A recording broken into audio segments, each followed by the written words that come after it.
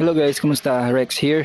And for today's video guys, i-explain natin ang 5 dahilan bakit tayo nagkakaroon ng skinny fat. Una guys, i-explain muna natin ano ang meaning ng skinny fat. So skinny fat is a type of body composition which has low amount of muscle mass and high amount of body fat percentage. So ito yung body type guys na mas mataas yung percentage ng fat niya kumpara sa muscle mass niya. So hindi siya taba talaga tingnan, payat siya tingnan or normal lang, pero ano pa rin siya, maraming fat yung niya, ang body type niya. So ngayon i-explain na natin ang 5 dahilan ng pagkakaroon ng skinny fat. Number 1 is lack of exercise. Ito yung kulang ka sa exercise guys dahil maaaring sa trabaho mo or sa lifestyle mo na nagiging dahilan ng pagkawala ng muscle mass at pagkakaroon ng body fats. So importante pala talaga guys, ugaliin na mag-exercise tayo guys kahit na hindi palagi, at least 3 beses sa isang linggo, okay na yan siya. Number 2 is poor diet. So ito yung dahil sa diet mo guys malakas kang kumain ng mga processed foods, sugary products at unhealthy fats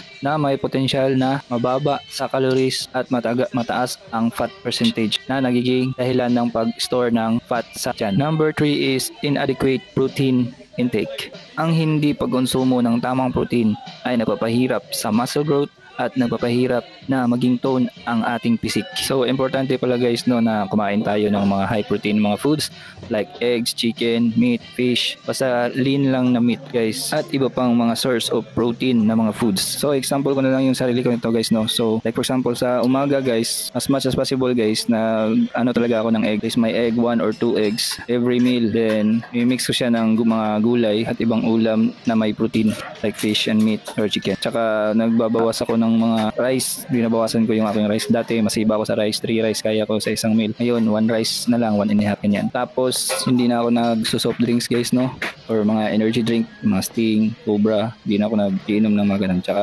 occasional na lang talaga mag-inom ako ng mga alak guys, mga beer or gin. Pwede naman tayong uminom guys, wag lang sobra. As in like every other day or every day tayo uminom ng alak. Yan, alam naman natin na pag sobra is masama sa health natin. And number 4 is genetics. May mga tao talaga na ganyan talaga ang build nila dahil sa genetics or namana nila ito. Number 5 is metabolic rate. Ang mga factors like aging and inactivity can slow down metabolism na nagiging dahilan ng madaling pagkakaroon ng fat sa katawan at mahirap na ito tanggalin. So ito daw yung inactive na tayo guys tsaka sa edad na rin. So nagiging mahina na yung metabolism, yung pagtunaw ng natin mga pagkain. So yun, nagko-cause din yun ng pagkakaroon ng fats. So ngayon i-explain naman natin ang 5 paraan para mawala ang skinny fat. Number 1 is strength training. Focus on resistance training o pagbubuhat ng mga weights o exercise para mapalitan ang fats ng muscle mass at ma-maintain ito. Number 2, tamang protein intake. Kailangan tama ang protein na kinakain araw-araw para masuportahan ang muscle growth at muscle repair. Para sa mga average na tao is ang suggested is 0.7 to 1 gram per pound. Para naman sa more active na mga tao or mga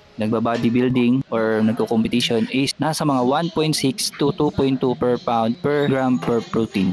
Number 3 is healthy diet. Prioritize whole foods like gulay, prutas, proteins like eggs, chicken, fish at iba pa. Basta hindi processed food or junk food at matatamis. Number 4 is regular physical activity. Ang pag-workout o strength training ay parisan mo ng physical na activity like walking, jogging, biking at iba pa like sports. So example ko na to yung sarili ko guys So kung hindi ako nag-workout, minsan nagja-jogging ako sa mga park or sa coastal road or naglalaro ako ng basketball. Number 5 is consider professional guidance. So ito yung kung nahihirapan ka talaga sa 4 na steps. So ito na yung mo. So pwede kang magkonsulta sa mga professional trainer o mga professional na dietitian. So kung nagustuhan mo itong mga video na to guys is please follow, like and share naman. Maraming salamat sa panonood.